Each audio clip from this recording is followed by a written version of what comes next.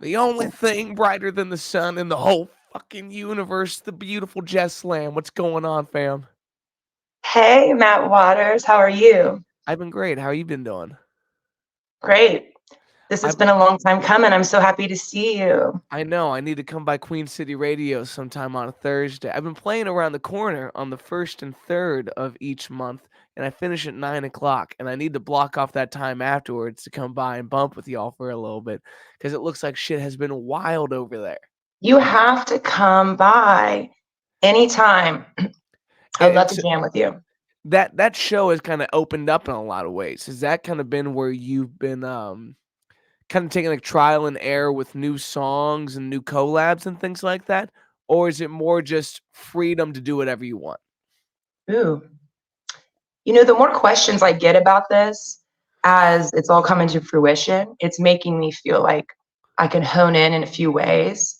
One thing that I have been doing is been like DJing productions of Cincinnati artists, like in between sets. And that would be songs that like are released and some songs that aren't released, like just testing out masters of tracks Nice. to be released. And so that's really cool to like get an audience's like real life reaction. Are Yes, people to get to bopping be in the room. along? Are they asking questions? Are they like, who was that artist? I try to Shazam it. So it has been trial and error as far as like producing new tunes to be And released for and that's for like the sure. greater community. You're kind of doing that. Yeah. I mean, I would love to do that with one of your songs. Like if you pop into jam or just to jam and actually like share a brand new song that's in the like the blueprint phase, Yeah. with a live audience. The great thing about Queen City Radio is that there's so many musical legends that have a heart to collaborate that come through to jam. And it's like, you know, very chill, leave your ego at the door sort of moment. Yeah. It is like a learning experience for all of us musicians who jam together every time we do it. And it's always different. You never know who's going to show up. And was there a And in specific that way, I think it's neat to just test out songs, but also it's neat to see what other musicians like flavors they can add to songs, just like riffing in a chord progression. And that's like the only map. Yeah. Was there a You know what I specific mean? moment in time where this went from being your regular Thursday gig to now kind of being the breeding ground for new ideas or new inspirations? I think it evolved into that. I think Queen City Radio has given us the liberty to like express ourselves as we feel, and also to try new things. And when the spirit aligns naturally, like with a venue and you have a great residency where it's not just like, oh, it's great, it's steady. It's also like a soulmate connection sometimes when the vision aligns and you can just, get with a venue that has such vision for community and such vision for music and such vision for collaboration. And has that Um, already always been a big part of your ethos? I know you teach in some communities as well in like the songwriting world, and I'd always seen things that you had done with Siri and obviously Jess Lamb and the Factory is your band and the folks that contribute to what you do. But have you always been trying to open up more and more to what you can incorporate from Cincinnati and the greater scenes? ooh, I'd even go as far as to say it's like there's a new word that I would need for it, like incorporate. It's something like incorporate, but what I think it really is we we all kind of just mesh together as one, one mind, one accord, but also just like same flow, same rhythm, almost like we're moving in the same breath. It's very worshipful. Like that's what I have opened myself to in a real way lately, is going back to the worshipfulness of music, like worshiping each other, worshiping God, whatever that means for you, the Yeah. universe, you know, ourselves, our community. Um, yeah, but it's really become something where the people that regularly pop into jam are just flowing. And a lot of times, Matt Waters, we will leave and not even really super time remember a certain riff that we did or a harmony part or something like that. It's actually been a kind of like mellow conversation between me and some of the singers that I am lucky enough to vibrate with, to be like, okay, let's just record this on our phones so that later we can like remember what we did. And it's like, it's so just for the moment. It's like what I mean by we become one. It's like whatever everyone brings to the table, it's going to vibrate and jam. What they bring to the table is what that night of music becomes. And like, even if it's like, say, the same cover every week, someone's requesting the same cover, okay? That cover is different in the emotion and the drive and the delivery, because it really is all about, you know, the recipe of the certain musicians that showed up on that night. And it's special in that way. And I want like I just, again, like I'm just super interested in the worshipfulness, the one mind, one accordness of collaboration. Yeah, and having that reverence for the way that unspoken things and unseen aspects of the performance kind of create that lightning in a bottle moment. And it's great to capture those when you can, but when you start grasping for that thing, it really becomes a fickle pursuit that pulls you so far out of the experience as the artist. And I know that you and I both have enough show experience, enough time on stage to have reached for it, missed, to have someone else capture it on accident. Uh, but it's always really interesting, like you had said, where sometimes it's not a particular vocal line, but certain arrangements just kind of become solidified by running it over and over again. It's not spoken that we're trying to make this happen, but whether it's two cuts here and then we proceed, or it's the way that two voices meet, especially with that. There's the latest track on Series album. I think it's the first track that you're featured on that I've heard a couple of times over there. Do you find that when you listen back to studio recordings, it helps jog the memory of, oh, I remember the initial inkling of this thing and how it's progressed, how it's become its own life and grown in that? That's such a good question. You're making me think. Like, It's hard I, shit to remember, you know? yeah, it's kind of like the answer to this also makes me kind of have to dig kind of deep a little bit in like the self-discovery part of my journey in collaboration. Like with Siri Amani specifically, specifically, we have this like otherworldly ability to just like come together in a writing session every time with the same theme on mind. And that makes me think that it's like the process of collaboration then goes even deeper than that moment. It's like when it happens over and over again, it feels like it's happened before. It's a lot of moments of deja vu. And it's like then you are just going like, oh, I don't know who wrote that part. I don't know who wrote that part. I don't know who wrote that melody. And then you just don't even think about it. Like we don't even really keep like a steady split sheet, you know, agenda going. Yeah. It Well, just that's is. It just becomes, and it's just like it's hard to say like, how does that process feel? Like, can I go back to that moment?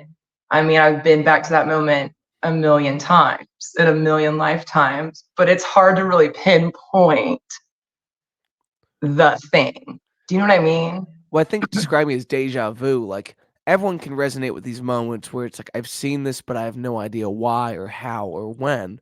And there's something really bizarre when you and another artist, whether it's you and the musicians in your band or other vocalists, have this thing that, as my buddy Jordan would describe, when my buddy Jordan hears a song he loves, he says, "I feel like my life never existed without that song." He's like, I cannot remember it not being there, and sometimes art can just be so on the nose as to what's going on in life, where it's like, okay, I really can't remove myself from that experience. But one question I would have in regards to that is, with your students and trying to walk them towards the line of collaborating with folks that have that we walk in the room and things are right kind of resonance, how do you learn to pick and choose those relationships and how you foster those? It's interesting with the two sort of, I would say, hubs where I, in the songwriting realm, or in the wearing my teacher hat or my mentor hat. It is at Xavier University. Go Muskies. I'm a Muskie 2019 grad rep You Jones. are Matt Waters. That's amazing. Oh, I love Xavier University, and I love the campus, and the energy is just so great. But with those students, it's like anyone can sign up. I'm not necessarily going out there and scouting out these amazing students. These incredible talents are just like there. The talent coming up is just, it's more than inspirational. It makes me emotional because I'm like, oh my God, like, yes, thank God. Like, those coming up, like, have something to say. They have a vision, they have a voice, they have sicker ideas than I've ever even thought of, And it seems like every single student that comes my way, by chance, whatever, you know, is just has something so unique and something so beautiful and something really about collaboration and community, and I think that's kind of meant to be. Like, I don't think when you start to draw people in that you're working with on like a creative, spiritual level, it's spiritual. Writing is spiritual, you know. And I think when you start to work in that way, on that certain vibration, you draw in like-minded, people who are on that same like frequency. It just Absolutely. happens. It might start to happen in your life like slowly, like you'll just see little bits of it trickle in, and you're like, oh, that's a coincidence. That's so interesting. And then a little bit of time, you stick with it, you stick with that energy, you stick with that work, you stick with that inner work to keep your energy right. And then you start to notice that every single soul you draw in is a reflection of you and is a reflection of that energy. And so, of course, we're writing about the same stuff. Of course, we're feeling the same angst and, peacefulness and love and hate and all of it. Yeah. I love that about the collaboration. I love that about, instructing and songwriting. But Well, I think honestly, I'm a prompter. I'm the best prompter ever. I can just sit down and just prompt you explain anytime, that. Explain anywhere. that more. Like from the beginning, you get someone in the room and they're saying, I'm approaching my first handful of songs, and I don't know what it means to make that blank page a reflection of myself in an honest enough way that I'm gonna love it. Because we all know that feeling of maybe the first 5 to 10. You look at that and you are appalled at what that is. It's like you don't have an understanding of who you are on the page and how that relates to you in real life. So when you're giving these prompts, how do you help people learn the romance of self-communication, reciprocating that? I would probably first want to really highlight the sections where you were appalled. I would want to see those first. I would want to see what you threw out first, honestly, Yeah, and and so have a real as a teacher. reaction to it. Being separated from you is Mm, so important. Sometimes working with someone who is separated from your experience with that lyric and that feeling and that memory. Lyric, you know, yeah, it's always odd when you're more honest with yourself in your writing than you are in your own thoughts. Like, you have all these barriers of things you do not wanna say to yourself or admit to, whether that's how you feel about a relationship or a piece of your past or your hopes of the future. And then you're looking at it and you find out that through this new muscle, you have lost that barrier and now you have to address this thing head on. gosh, whoa. That's, you know what that is, Matt Waters? That is songwriting therapy. And You just prompted me with a feeling about it. yeah. Gosh. It's Well, really hard to like, do you think like you put out so many like great, great projects. And I always kind of like feel this vibe in your music that's like, oh, that's so math. You know what I mean? You feel it.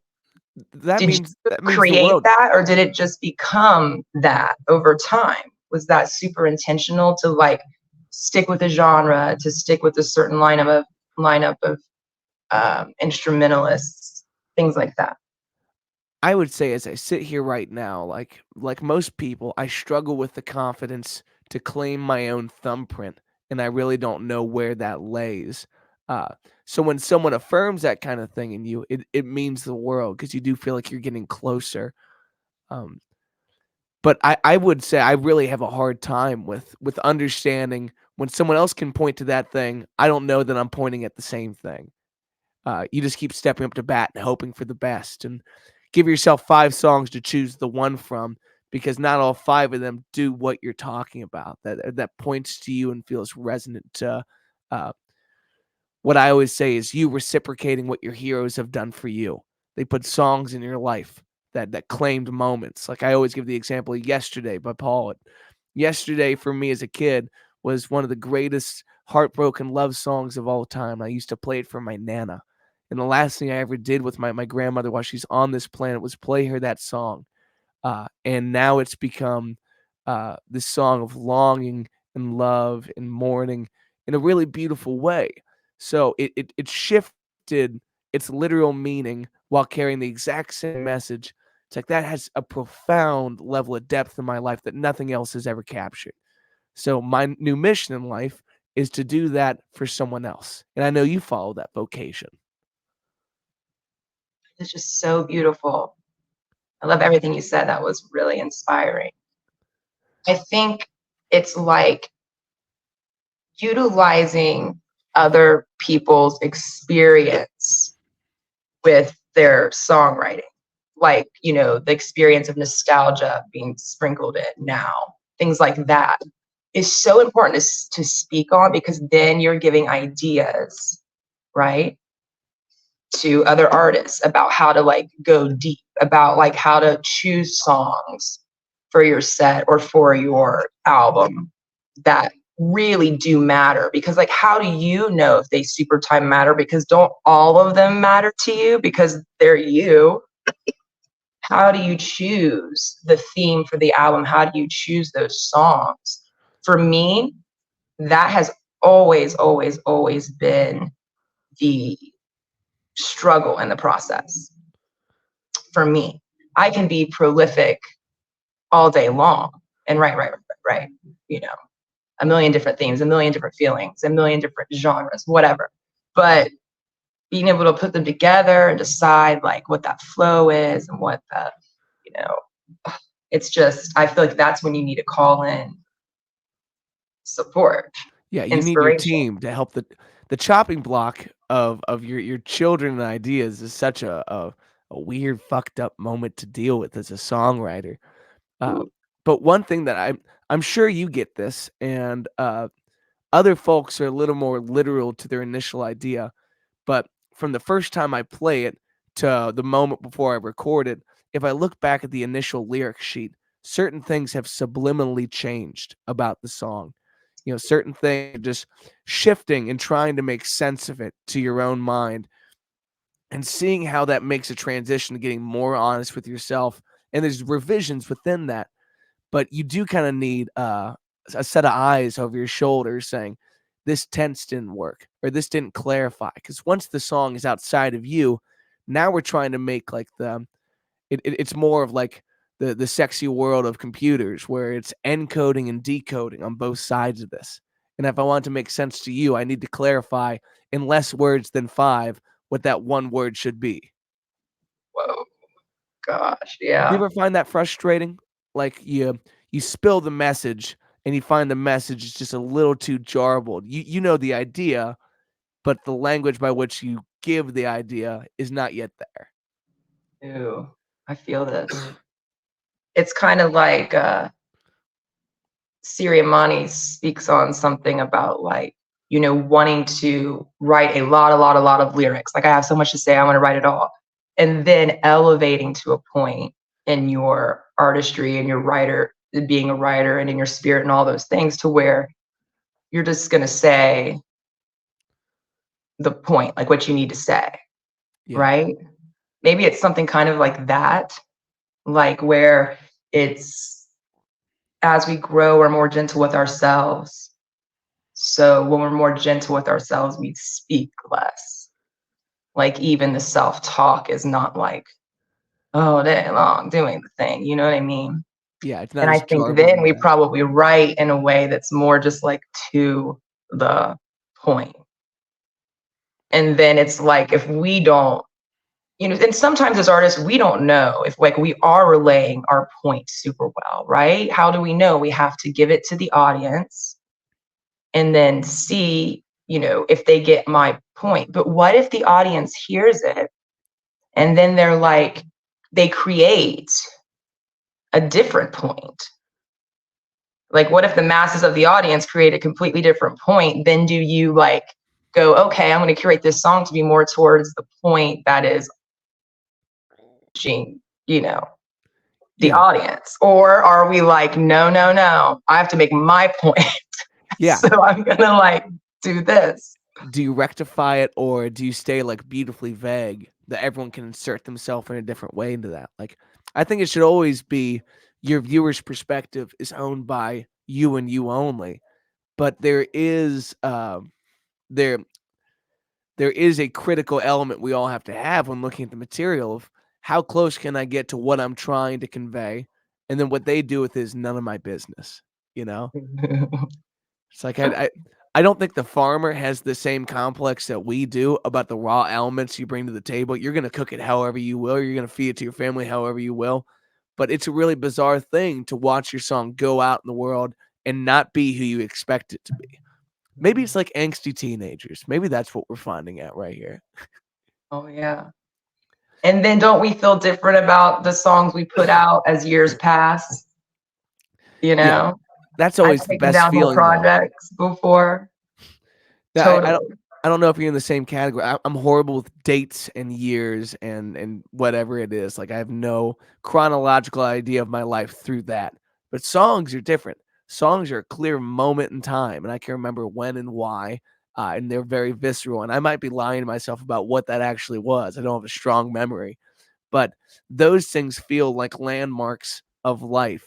And as you get distant from it, it's crazy to look at your own growth through that lens. Hmm.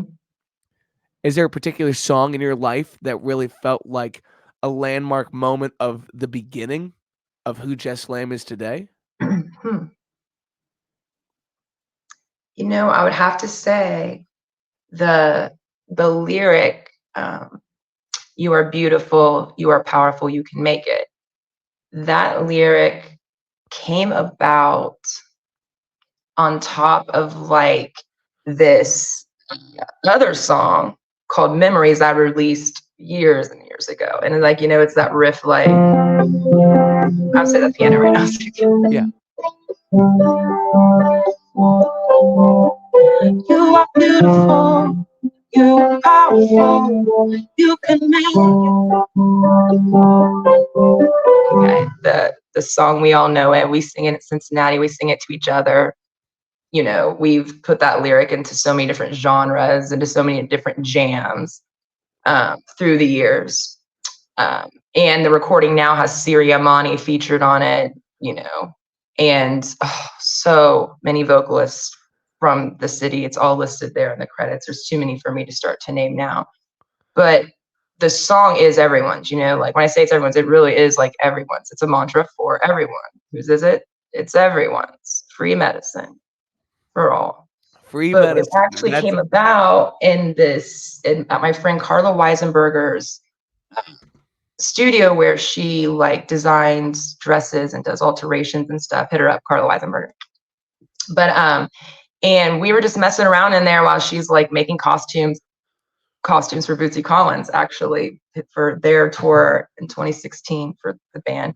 Anyways, and we're sitting there and we're just like singing this and the lyric and just saying it. It's something we would all say to each other, right? And it became what it became. And then it's becoming whatever it's becoming in other people's music, you know? And so from this Um, moment of feeling like you could emote a mantra of sorts that has just bled into everything in such a beautiful way that's like it's life for everybody. It's free medicine. I love the way you said that. yeah. Because people don't I was having this conversation with a friend yesterday. People don't realize what's available to them in their personal world, whether that's proximity to the internet, whatever they need to be looking for is available to them. We live in this world where you can reach whatever you want to reach for in a much more profound way than ever before. And local art really is a special opportunity to find yourself in your neighbors who are aspiring to this thing that has no bounds and has no clear end. It is just this relentless push uphill, and whatever's at the top of the fucking mountain is there for you. Yes, that's a cool metaphor too. We can It's just a be pain in the pushing each ass. other along, throwing down a rope full enough of the rock because it's such an important melody. We got to keep it going. Yeah. Now, your vocal style, when did you find the voice that you really proceed with today? Because you have this beautiful vibrato that just carries and resonates with people. And have you always had that level of intensity when you sang? Hmm. I think, I'm not like trained. I haven't been trained vocally or anything like that. But since I was just very little, like 8 years old, I grew up singing in the church. And so, you're like naturally learning to harmonize at a young age and naturally learning like where to where to your where to put yourself in all of it. You know what I mean? This is like kind of the essence of like the technical part of worship, right? Is like, okay, we're all gonna sing together. Like, where do we put our voices? How do we stay at the same volume? How do we follow each other? It's like such a prophetic dance. It's beautiful. But I think during those times and growing up, my voice always was the loudest. And I don't know if that kind of pushed me in that direction naturally to be like a lead singer, and have those moments that I feel a little like taken over or anointed or possessed, however you want to say, those moments where you just give up control, you let it all pour out, you let it overflow. In those moments, like the riffing and the sultry imperfectness of my vibrato became like an emotive thing, I guess. And I Mhm. noticed in other people that if I released my vibration in that way that was a little more chaotic, like pulled myself out of like really meshing together with all the vocalists, that people would feel that feeling, that like bit of fire that I was feeling. For me, it's like a release. You keep doing it. When you're a kid and you're doing something that's we eventually master, something that is our talent. We do it because it feels good. We do it because we're just trying to get to the next level every time. And if we can hold on to like that's the reason that we're mastering our thing or identifying our thing to master, you know, Yeah. it's always something that is an experience that can be therapeutic where we can let go as we're feeding other people. Because I know like a lot of times in embracing our power, when it becomes something that we are giving to other people because that's what we want to do, there's a deep eagerness in us to perform. What is that? That is bleeding all over everyone, giving that energy off to someone. And I think that when you can also in that moment first be doing that, the pouring out to get it off your chest, to do something to your spirit, to elevate your spirit first, I think that's like a way that we can remain balanced. That's a way Yeah. to keep our ego in check, you Well, know. you do something that's so visceral for listeners. Like the first time I really felt it, I think we were at oh, it starts with an S. What's the name of that club that starts with an S? With all the green space. I'm an idiot. Um, Oh, Somerset. Somerset when they had was that one of the series shows with the like the multiple rooms kind of thing? But I come and sat there for your show, and I remember thinking, I feel this at the bottom of my neck. I feel it at the central part of what it means to be alive right now. And like you said, this is something that's therapeutic for the person who's doing it.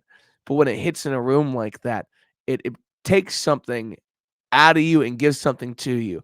And I don't know if you can say that's the expelling of the negativity in your life you're picking up. It's like you've taken someone's capacity for what they're doing and living right now, and you spilt them over, and there's only room for one thing, and it's something great. And that's a really bizarre gift to learn to hone. And you talked about kind of like the transcending moment of just getting caught up in what it is.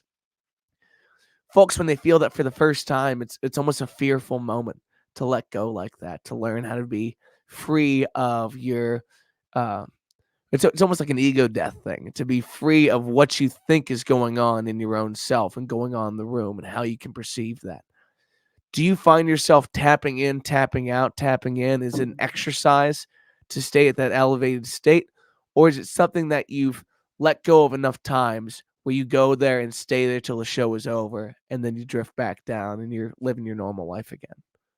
Wow.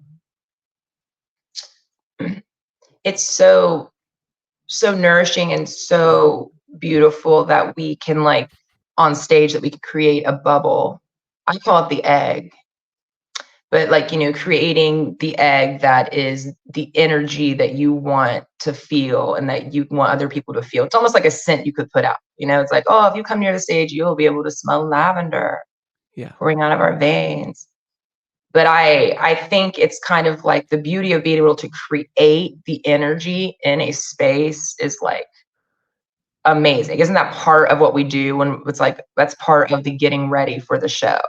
Like getting my mind on it, getting your bandmates all in one mind and one accord, what are we wearing the same color tonight? It's even little simple things like that, you know, creating that energy that other people are going to get hooked on, hopefully. There is definitely a curation to that points.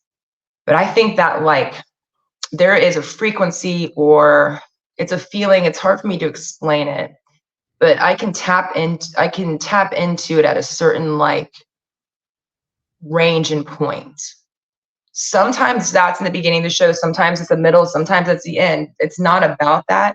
It's about the moment that first really happens where there's connectedness in a vibrational like tone in a way, in like a hook, in a groove, just really locking in. It's like a moment like that. And it's almost just like there's like a, you know, it's almost like the sound of like the drumstick on the hi-hat or something. And then it's like you're in that other space. Yeah. Then you're on that high, then you're, let the spirit take control, let the spirits take control. I mean, I think it can mean a lot of different things when we have that out of our physical realm and kind of like experience. But for me, I'm very much there. I'm like, and I kind of am telling myself like, oh my God, Jess, stay in your body, stay in your body, be here now. In those moments, sometimes I have to like be like here now and like remember that my feet are on the ground because I And believe in our power is that strong. When we all get connected in one mind and one accord, like things start to happen. so what's the reeling in for necessarily? Is that to make sure that is that a consideration for the listener? Consideration for where this thing is going and not getting lost in that? Maybe it's partly that, right? And I think also it is staying in the egg, not rising out of it, Mm, you know. And this is a very very spiritual thing I'm talking about. This is like a sober minded experience that I'm speaking on. yeah, This isn't like this is solely about feeling the essence and energy of the vibration of the notes, and letting that take you where it takes you. And I have to ask myself, like, why does it sometimes happen so easily and other times getting super locked in, having that experience is harder. And I'm asking myself this all the time through the years, and I'm not really getting a clear answer. One thing that you just kinda gave me a light bulb moment of, uh, was it's almost like when you watch people go on a tour in a museum. Is the person leading the tour on this side of the room, and then the person at the end of the line's over here?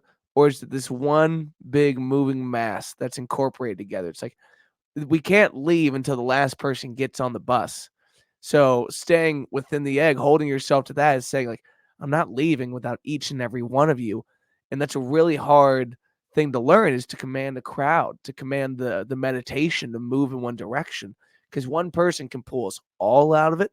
It's like they say the weakest member of the team is what's going to define the quality of what she can do. Like the one person who's holding out on letting go of being a part of this moment is going to be who we need to keep reaching for. And Well, only real masters of the game can pull that person in. mhm. Oh my gosh. And what a blessing to be able to jam with people that have like true compassion and love in their hearts for each other, where you would notice that you could even notice that in your bandmates, and then really even like be like, okay, tonight we're focusing on healing, you know, Yeah. whoever But I on think stage also and helping listeners is people there's through. such a toolkit we carry into every gig of how you talk to an audience. And I find Mhm. that when I sit at one of your performances, even between the songs, you have this keen eye for I'm gonna find you and I'm gonna pull you closer into this thing. I'm gonna make you a part of this performance in the way that you want to feel a part of this performance. And if you're giving me apprehension, it will be met with comfort and love. And we're gonna take one more step. We're 3 songs in, 2 more steps. We're 5 songs in. Now you're a part of the egg and what we're trying to lift off here. And now we can start to move. But one person trying to keep their feet too solid on the ground is going to keep you from taking lift off, and there's no fun in that. Wow. I mean, that's so powerful. And this is like the thing, what you're speaking on now. This is the thing I'm exploring in my musical journey. It's not like how to be a better entertainer. It's not about how to put out my next project. It's not about any of those things at all. Like all I'm thinking about all the time is how do we create this frequency that really does get on everyone else, not in a way of like, oh, worship the band, oh, you're so good, oh, it's like sing along, vibrate along, moan along, hum along, scream along, get something out of the experience for you. Like, get something out of the experience that is so about you that you leave and you start a band and you sit down to write your first song, or you sit down to finally finish that project, or you create, you show your light, you share your talent. That's what I'm interested in. Mm. It's like, we've seen this so much, in ministry, in the churches, in different things like that. This community that goes out as one, huge group that becomes one whole being with one single mission. And I really want to be able to do that sort of mission in my performances, with the end goal being, do you feel inspired? Did you leave feeling like you can go deeper into self to try to figure out what's that thing that you want to do in your purpose? I really believe that the thing that will save the world is if each and every person finds their purpose. If we would start to nurture children at a young age to find their purpose, find the thing that you're supposed to master, find situations for those coming up where we can like help them identify it if they can't find it. This is like a way of thinking that I don't think the masses are utilizing. This, like, what is my purpose? How can I vibrate in my highest frequency every single day with every plan that I'm making, because it is for everyone.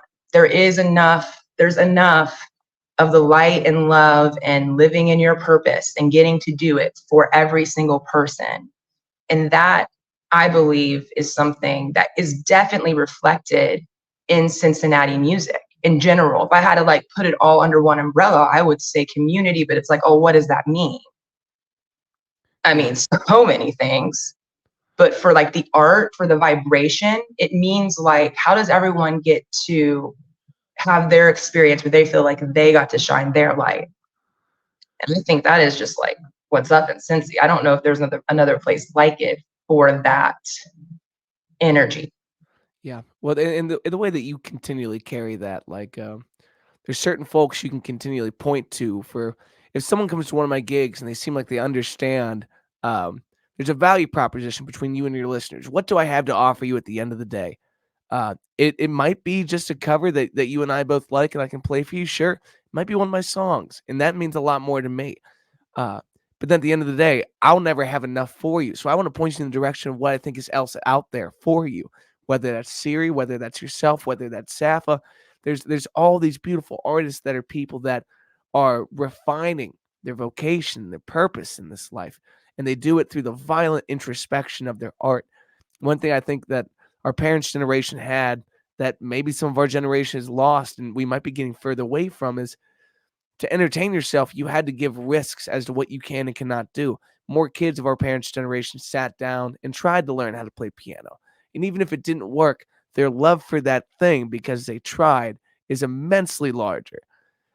So, folks of our generation that tried, that sat down to write their first song, that maybe were appalled by what they saw, still reached a higher level of um, understanding and respect for the art by doing that. You know, they went down further on the consumption scale of did I like it? Did I hear it? Did I feel it? Am I part of it? Am I doing it? Do I love it in that kind of way that it's part of me? Um, Ooh, ooh, that is so good. well, at the end of the day, when you set out to help people find their own vocation, what do you think is what's holding you back from finding out exactly who you're meant to be, and what do you think is holding other folks back from that? I think it's always something very different. You're so what I've learned with working with people on like a deep um, a level where they like explore emotions and memories to write songs, right? I would say that's usually some part of everyone's process. I would say one thing I feel like most artists, including myself, deal with is something like anxiety or depression or some energy that is really big that takes over in an extreme way at some point during the writing process. The point where you're like just thinking about the writing process, thinking about the first step, the part where you're taking the first step, the part where you're supposed to show up and present steps of goals that you've made with me, the anxiety sort of energy that surrounds so much of creating art. There are those blissful moments where it's like, oh, you're in the flow state and you're really feeling it and you don't even know how many meals you've missed because so much time has passed. But it's almost like we're fueling those peaceful moments with this fire of festering angst that it takes to just like even start, and then the moments in between that are like, oh, should we stick with it? How do we stick with it?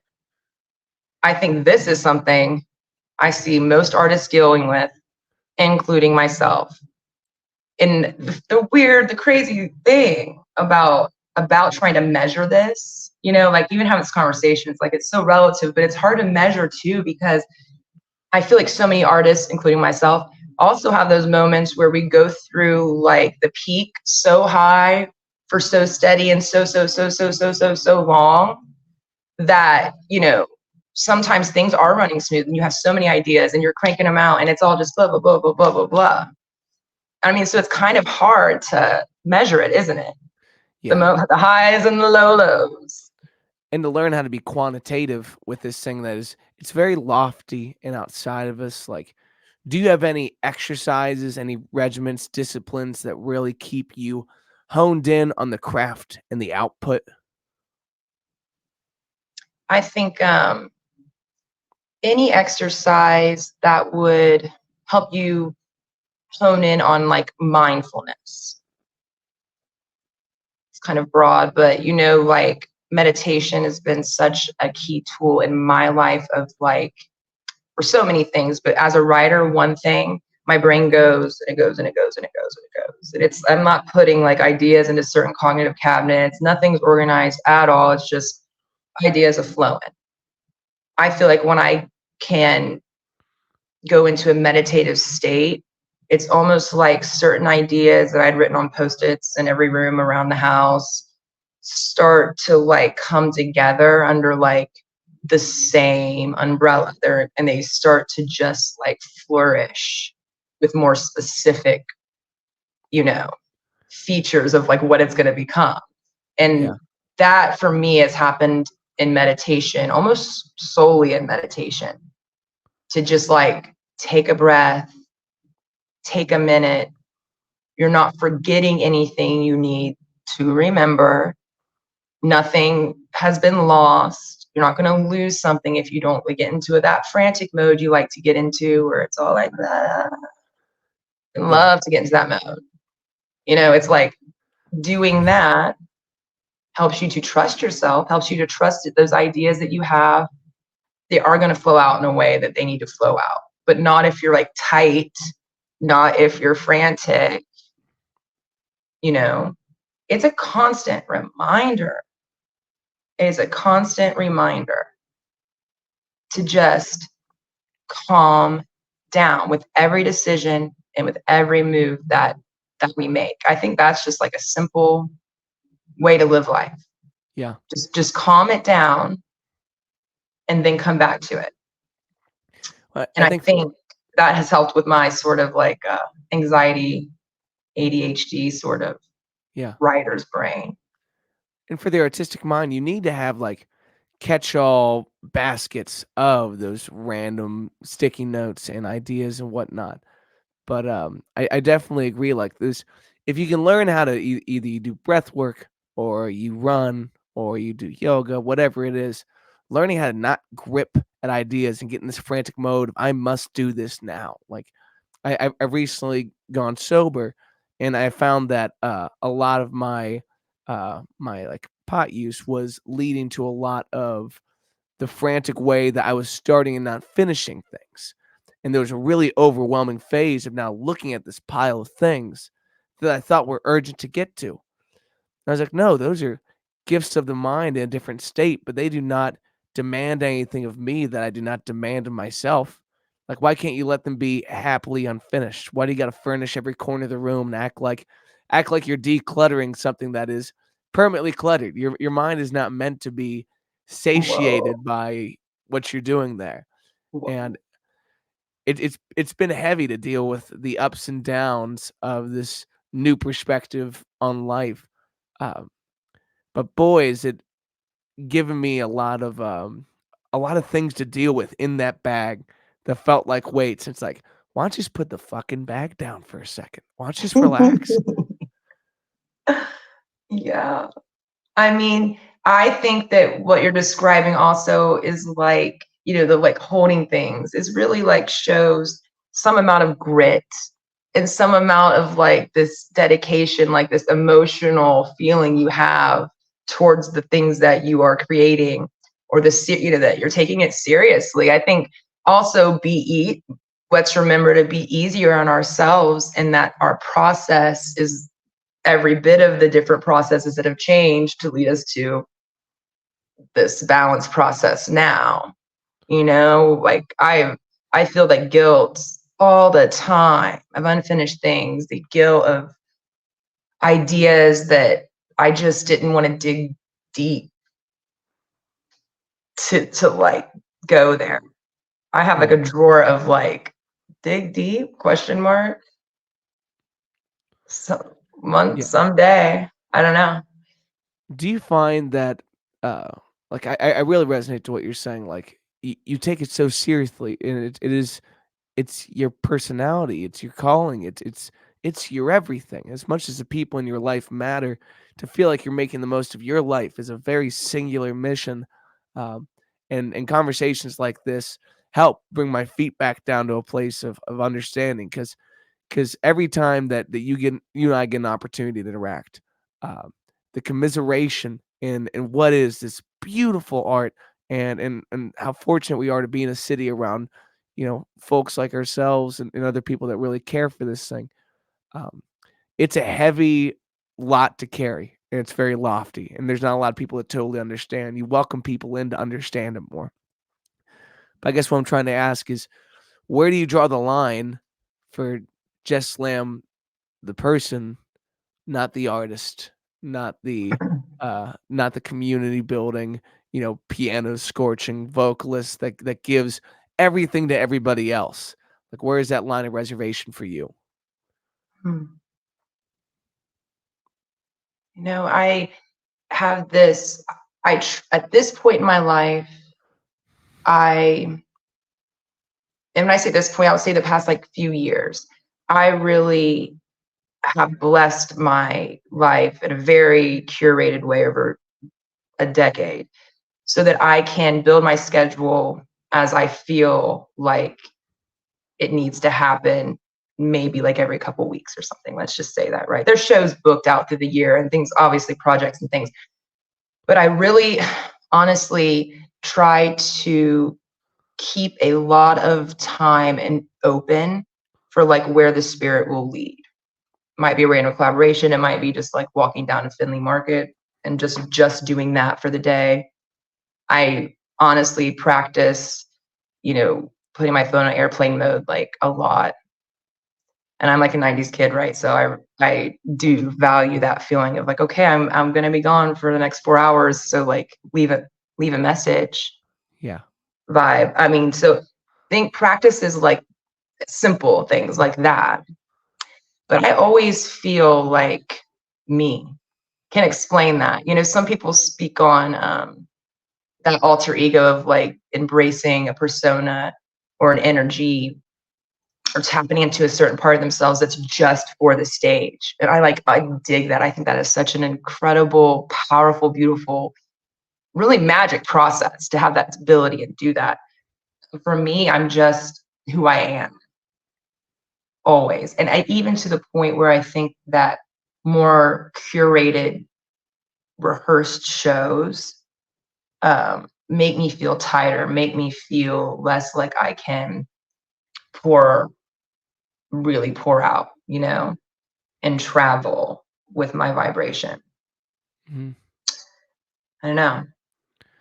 So when you put the phone on airplane mode, um, are you still the extrovert, and still the resonant, always emitting person that I know you to be? Or do you take those moments to charge the battery and to be a little bit more on your singular path? Like, we all spend this time, um, trying to work through just our life, but we rarely let it be just our life. We're always at the beck and call of what we think are the more valuable things, or the folks that should be telling us what to do. Mhm. That's interesting. I definitely will say that, like when you like turn off your phone or you go away out of the city for the day, what something like that. I actually can feel like I'm such an empath. I can feel like the spiritual disconnectedness of like those decisions I'm making for the day, right? Um, so definitely I have that the powerful energy of that happens, like that disconnect. But I have like pets and stuff, I give my energy in little ways and plants and herb garden, Cool. stuff like that. Yeah. But it's hard to wind down and turn that part of your brain off, you know? The creating, that's part of my brain that's the hardest to turn off is like having a really great show of improv where you're like 1, 4, 1, 2 minor, 6 minor, 5, like you're just like you're in this certain loop of like some language or like thing that happens. You know what I'm talking about? Mm. For me, it's hard to turn off of that. Like I almost like see it flashing before my eyes, like counting sheep before I go to bed. The winding down, just like after a show. I'm always up for like different techniques that people use to get, to come down quicker. Do you have this? Yes, and I think I'm starting to lean towards I wanna learn from folks like Bootsy. I just had a great conversation with my buddy Toby about this, just like, I know the character that I wanna present, and I wanna be more confident in that character. I don't want my personal inklings to bleed into that character, and that kinda leads me to my next question of, like, is it confidence in the self, or is it, "I don't give a fuck." I could care less what you think. Where do you fall in that line? Could they both be the same thing? Is that, I'm not you gonna tell you know? how to answer the question. It's up to you, sister, and I think Oh my that god, is, but I that's do think there's a funny. conscious effort on one side or the other, and they both kinda lead to each other. Mhm. Oh, I love your questions. These are, Matt, your questions are really great songwriting prompts. Well, I'm here to get some from you, so we'll chat about that You're afterward. giving them. Oh my gosh. I think that over time, there has come a wisdom in me as a performer or whatever of like where you know where to put yourself, you know, like in the moment with the band, but also just like with the audience, just in the scene. Um, I think, and there's a confidence with just like knowing that where whatever I'm doing with my art is really well thought out, and I'm supposed to be doing that. I'm supposed to be there. I'm supposed to be doing it with the vibration of the audience, that the specific audience that's there. And that is just like some deep truth that I'm always running around Yeah. with every decision I make. And sometimes I do know or have a feeling like, oh shoot, like just that still small voice inside saying like, should you be here though? So that's the thing. Yeah. It's not a light switch for everybody. Sometimes it's a dimmer that's a little bit sticky at the bottom, and you try to turn that shit off, and it does not want to, and, um especially in this latest chapter without some of the vices that I still have so much love for and did such great things for me. I want those lessons for me without them. And I'm trying to learn to turn off this sometimes a consideration for others. Sometimes you're not meant to consider their feelings when you're trying just to be open about your own. Uh, whether I've told people it's been a period of violent introspection. uh, it has unearthed some things I would rather not look at, but I am staring down the barrel of them, and it's time to make something of this. And the people that I love the most in this life, whether it's my mother, my wife, or my friends who inspire me, are champions of their circumstances. They are people that have taken the best and worst aspects of their life, and through alchemy, they've made gold out of it, whatever it's going to be. So trying to remember that in fleeting moments of self-doubt or fleeting moments of grounding when you should be taken off because the egg is ready to go. Like we're in a place together. And if you falter for a minute, these people lose something that you've been prepared to give them. It's like watching the waiter trip with your meal on the way out. You've been hyped up. You were drinking wine at the table for 45 minutes, and now you're covered in ravioli. I mean, if we're gonna get deep about this, let's talk about rigatoni. Yeah, fuck that. No, let's get some Blood beef. everywhere. Gory scene no matter what. Yes. I love that idea though of like, you know, parting the waters for your family, for your loved ones. Like, really if you know where to get the thing with a song you write or a performance you're gonna do or something like that, it's like, oh, don't you just like have to do it so that it can, pour out on them? This is the worshipfulness of what we're all capable of. It hits so hard when it's like people right there that you share every single day with. It's so important, you know.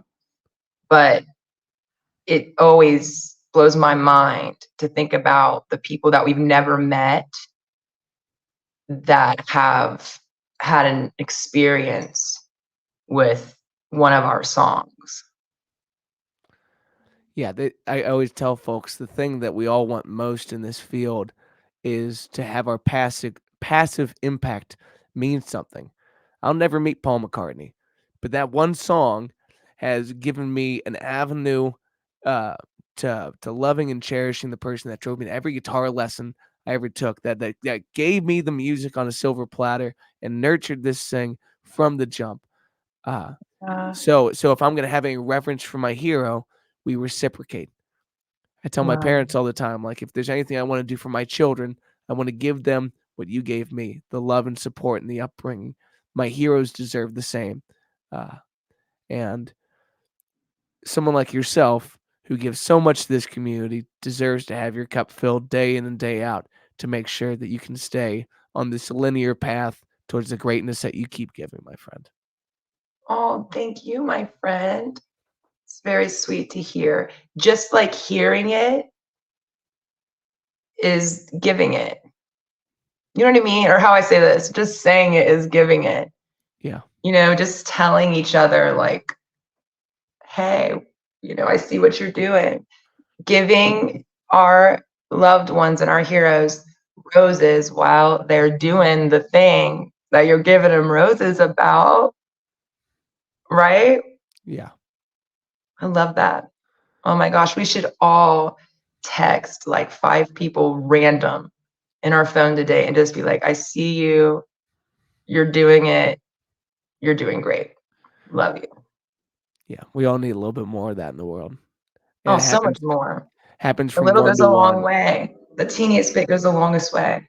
I always think about always, actually, before I go to a show, when I'm at a show, I always think about like, oh, like no one is going to leave here without having met someone new. No one is going to leave here lonely or feeling unseen. And I think it's such a blessing to be able in Cincinnati, specifically in Cincinnati, to be able to play in venue after venue after venue, all of us playing in venues around Cincy where we can literally touch each person that's been there. Like we can high five every person, look them in the eyeballs. That is so special. That's serious. Yeah, That's worship. for sure. Well, my friend, as we conclude this, is there anything that you'd like to promote and get out there a little bit more? Um, we're just on that never ending Cincy tour. So catch a vibration near you, always free. Come share a song, come sing along, come say hey. And you can check out jesslamb.com for like all the things. And I think the thing I'll just promote um, is Queen City Radio. Every Thursday, we're there. We load in like at like 7, and we'll be there till midnight, jamming, open mic vibes. If you do want to come and share something, I think it's the place to shine your light and meet new people and just do the thing. But yeah, that's my favorite thing happening right now. So that's what I'll say. Damn straight. You do a special thing in the community, and thanks for coming on today, Jess. Oh my gosh, thanks for having me, Matt Waters. You do a special thing for the community, for highlighting all these artists. Like, thank you so much for giving this organized, pristine platform. I appreciate that. It Oh, means so much, so much. we Thank also got the you. Muse. If I can ever get you for a Wednesday night, I would love to hear you come out and do the songs and be in the round.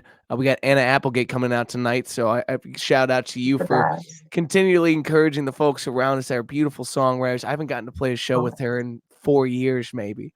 Oh, Uh, she is just incredible. We have been harmonizing together for, speaking of someone that I've definitely been vibrating with in other lifetimes or something. It's just too easy yeah, to work. Like she is so incredible, such an incredible vocalist. Um, yeah, I can't wait to see it. absolutely. Well, thanks again for coming on. Thanks for watching The Wave, everybody. We'll catch you soon.